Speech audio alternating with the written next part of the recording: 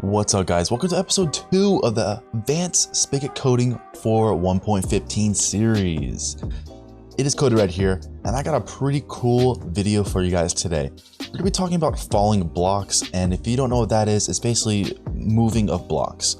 And in my challenge series, you will see that I actually have a few challenges where you'll see blocks flying through the sky and stuff like that.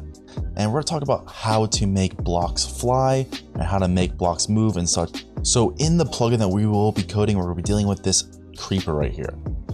So the whole aspect of this plugin is a charge creeper. So whenever the charge creeper explodes, it's going to create this huge effect. We're going to have spawn in this ender crystal, and the crystal is going to just suck all these blocks around it, and it's also going to suck us into it. After 15 seconds, the ender crystal will explode, and y'all see what happens.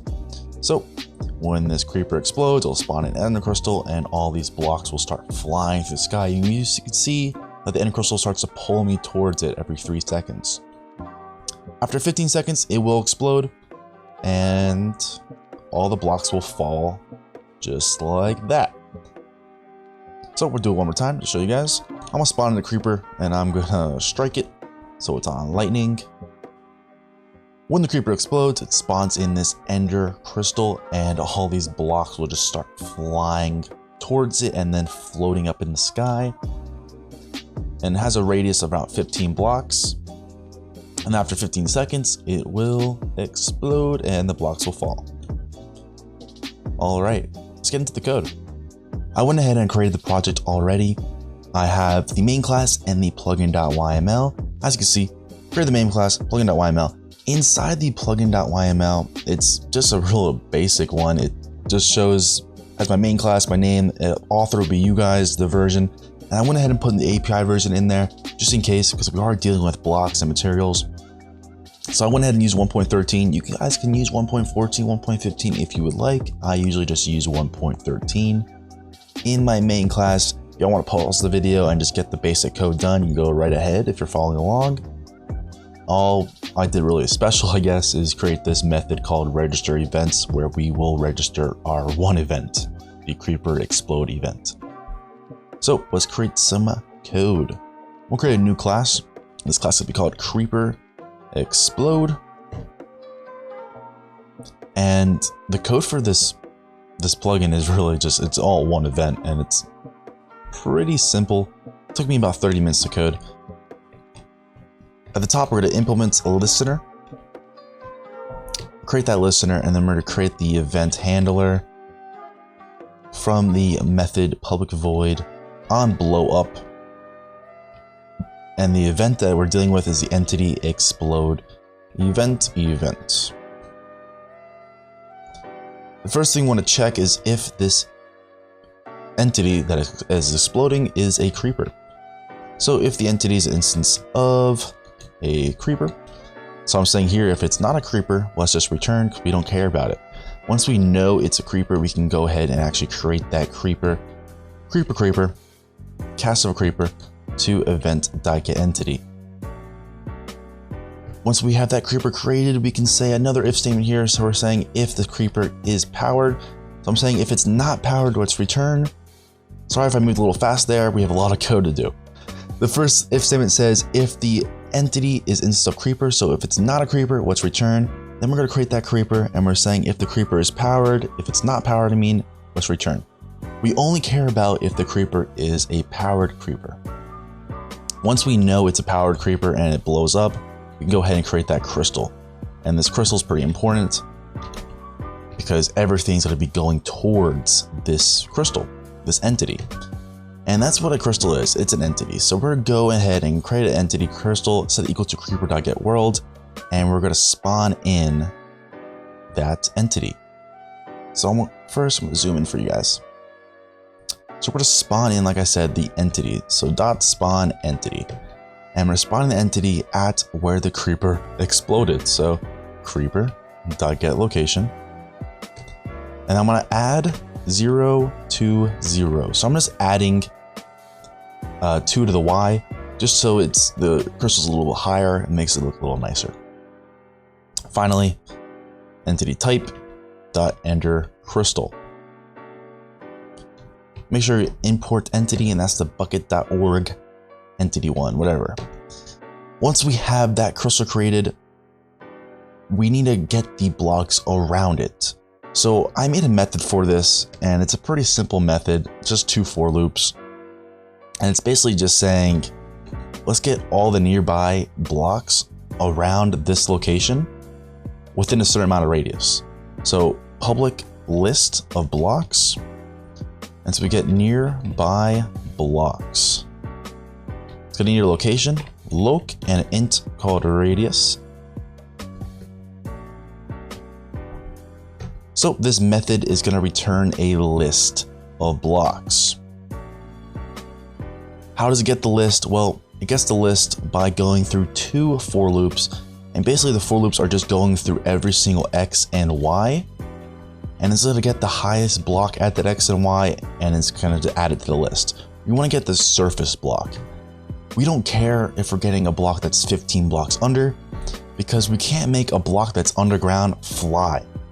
We need to get every single surface block. So what I did was I created a list. I'm gonna create a for loop called int x equals location dot get block.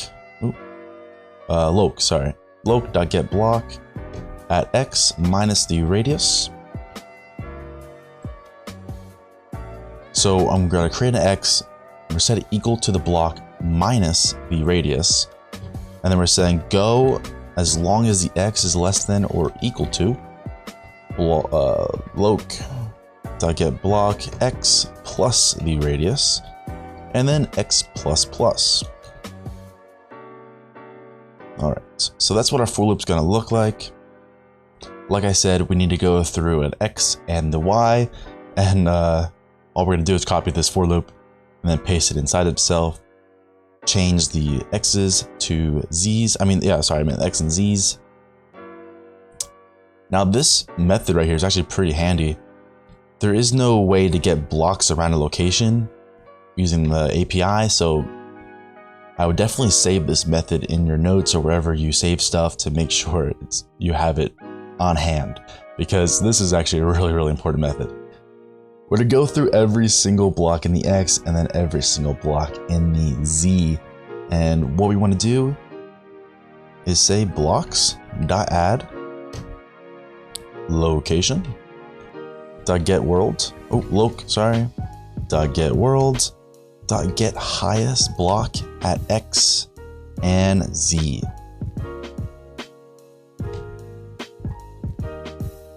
And then outside the for loops, we're going to say return blocks. And we're not done yet with this. I'm going to explain some stuff. So we created a list. We created 2 for loops, and these for loops are to go through every single X and Z within a certain amount of radius. Our radius is 50 blocks. Is go throughout every single block, north, south, east, west, 50 blocks. Next, when I get that block, get the highest block, add the X and the Z, and add it to that list. This is really important because the highest block will always be air. It's always going to be air. So we want to get the block under air.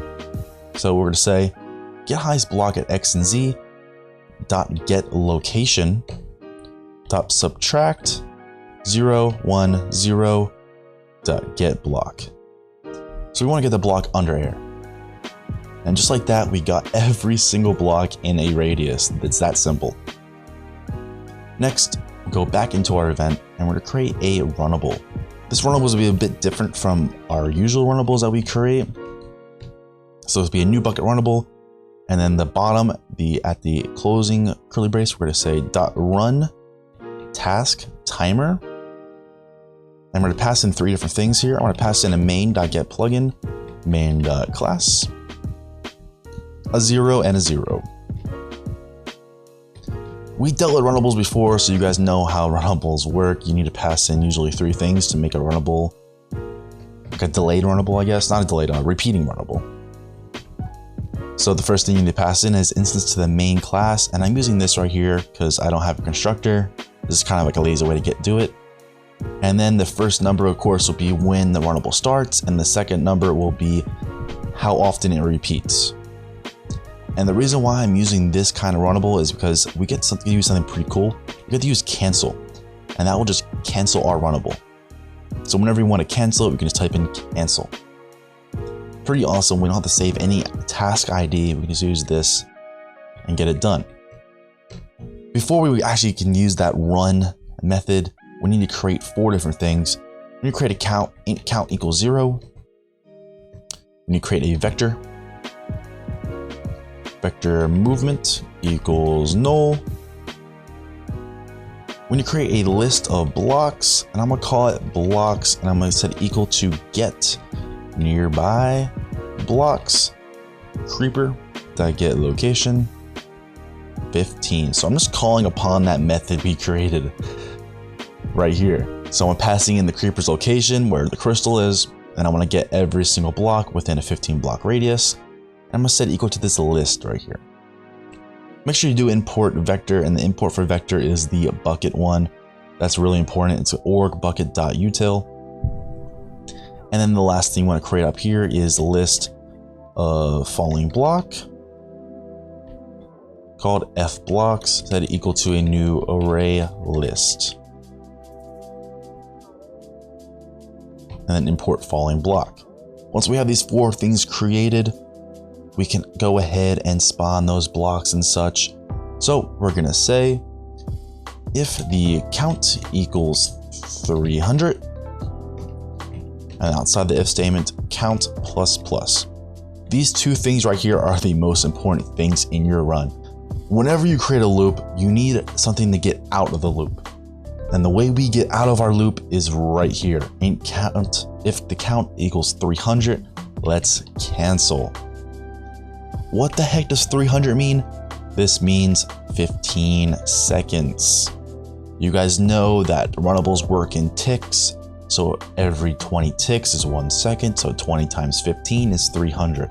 So once we hit 15 seconds, we're gonna cancel it. We're gonna blow up that crystal, and we're gonna make every single block that was flying come down to the ground. We'll code that in a second. Just important right now, just put cancel in there. Another really important thing is this count. Make sure you have that count. If you don't have that count plus plus in, the code will not work. All right, so let's make those blocks fly. Random, we call it random R actually. Set equal to a new random. So we'll create that random. We dealt with random before. I'm gonna create that block. So we're gonna create this block that's gonna fly. So block equals blocks.get r.nextInt. I'll explain this in a second. Blocks.size -0 plus 0. All right. So this runnable is going to run every tick, which I don't really know the conversion to that, but it's like, we'll just say, for example, every millisecond. Every millisecond, this runnable will run. And what I want it to do is get a block. I do not care if it's grabbing the same exact block that it grabbed earlier. I do not care. I'd rather it grab blocks repeatedly, so it grabs the same block, because then not every single block in that 15 block radius will fly. Kind of makes it look more random, and honestly, it makes it look better. You don't want every single block in that 15 block radius to fly in the sky and then just kind of looks like it's uniform. I don't want to make it look uniform. I want to make it look random. So I'm gonna get a random block from our list of blocks. So from our list of blocks here, I'm grabbing one random block, and then I'm gonna create a falling block. And this is the main focus of the video, is this falling block. To create falling blocks, you need the world. So we're gonna say creeper.getWorld.spawn falling block. And right here, you can see there's 3 different things you can choose from. One that takes in a block data, one that takes in material data, and one that takes in material. Yes, you can spawn in falling blocks with material, except it's depreciated. So is material data depreciated. The only one that's not depreciated is this block data, and that's the one we will be using. The location is the block.getLocation. We want to get the location of our block and then make that block go flying. So we want to start it at the location of our block, and then the actual block is block.getData. And just like that, we created a falling block. You can think of a falling block like a particle. It's a particle that you can make go somewhere, or a projectile like a snowball. When you throw a snowball, we can make it go somewhere, except instead of a snowball, it's a stone, it's a dirt, it's a whatever. It's a block. To make this block actually go somewhere, we need to set velocity. fblock.setVelocity. I'm gonna put this inside of parentheses. And I'm gonna say fblock.getLocation. So it's a little bit of math right here, not too bad. So we'll get the location .toVector. We'll get the location inside of a vector, and we're subtracting that from the crystal. .getLocation .toVector. Next, we want to get outside of this whole subtract thing. So once we subtract it, we want to multiply it. And we're going to multiply it by -10. And after we multiply it, we're going to normalize it. We're just putting it back into a vector, basically. So while we multiply it by -10, if you multiply it by 10, it will fly away from the crystal. If you multiply it by -10, it will fly towards the crystal. You could put -1 if you wanted to. I put 10 because of speed. So if I make it -10, it's gonna fly faster. If I put -1, it's gonna fly a little slower. So we're gonna make it do -10 because I want to go a little faster. And then I'm gonna say fblock.setGravity to false. And just like that, we created our falling block. We had the falling block starting at a random block. It is flying towards that crystal, and then its gravity is setting to false, meaning it's going to start to float in the air. Next, we can create some cool things with falling block, like set drop item to false.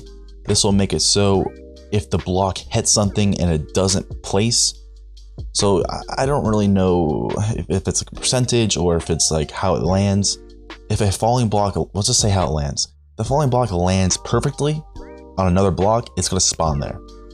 If a falling block lands not perfectly, it's going to turn into an entity, and it's going to break, and it's going to drop on the ground so we can pick it up. I don't want it to be a drop. I don't want it to drop. I just want it to break and go away. So I'm setting that to false.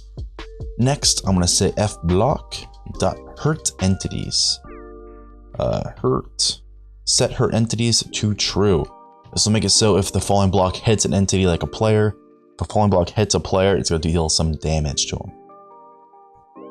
And then finally, fblocks.add fblock. This is pretty important for the end. All right, the video's coming up on 20 minutes, so we're just going to be coding this falling block method. The actual attracting the player is really similar. It's the same exact velocity method right here. You're just going to go through every single entity and suck it to them. If you have access to my GitHub, I will post the code for the attracting player in there. But like I said, it's the exact same code. You're just going to go through the for loop of nearby entities and use that right there. All right. So we don't need this movement anymore. We're just going to deal with blocks. So after 15 seconds, we're going to cancel this runnable. And most importantly, we're going to return. We don't want to spawn any more blocks after we cancel it. We're going to return. And then we're going to say crystal.remove. We're going to remove that crystal. And most importantly, we're going to make those blocks fall down. So we don't want them just flying in the air the whole time. So fblocks.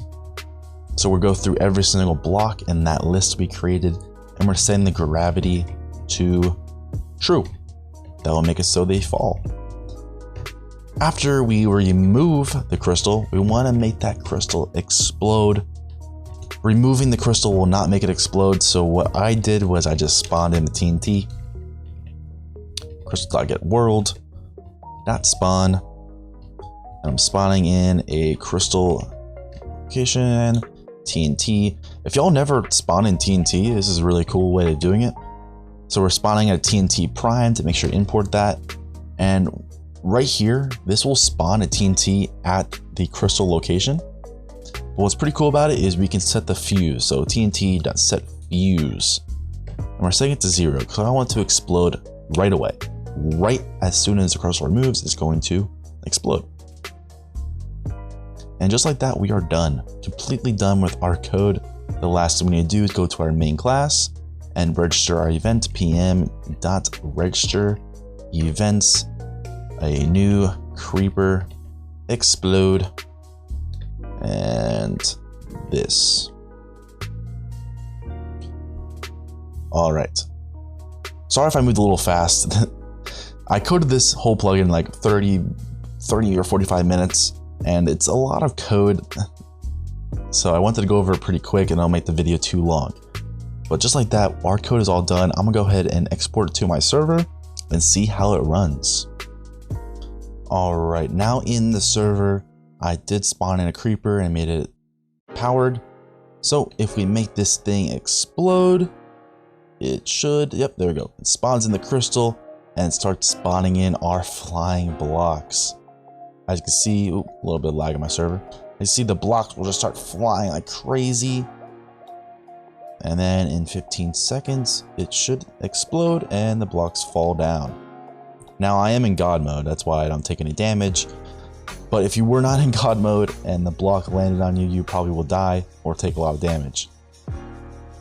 So I do hope you guys enjoyed the video. It's really pretty cool effects you can add to a creeper or to anything in the server, really. If y'all wanted to add an effect where you shoot something and like the blocks, you're shooting the bow so fast that the blocks under the projectile move, will be a really cool thing. Actually, I probably will code that, maybe. That sounds really cool.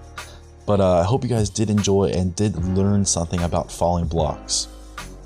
They're a really neat thing we can add to our plugins to make them look 10 times better. Now, one thing I do want to add, just in case, I'm gonna type in block dot set type to material dot air.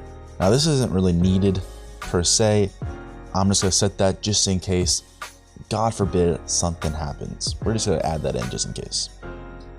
But like I said, if you guys want to learn how to do the whole sucking thing, you can join my Discord and I will give you the code. I don't really care. It's the same exact code as this. But if you are a Patreon supporter, you can go ahead and check out the GitHub and the code will be there for you guys. Thank you guys for watching. I really do hope you guys enjoyed the video. If you did, like, subscribe, comment below what you want to see next. Like I said, I want to go over some cool plugins in the series, but we also need to learn some stuff. So we will be talking about MySQL soon, or SQLite, talking about databases and things like that. I'll see you guys in the next episode.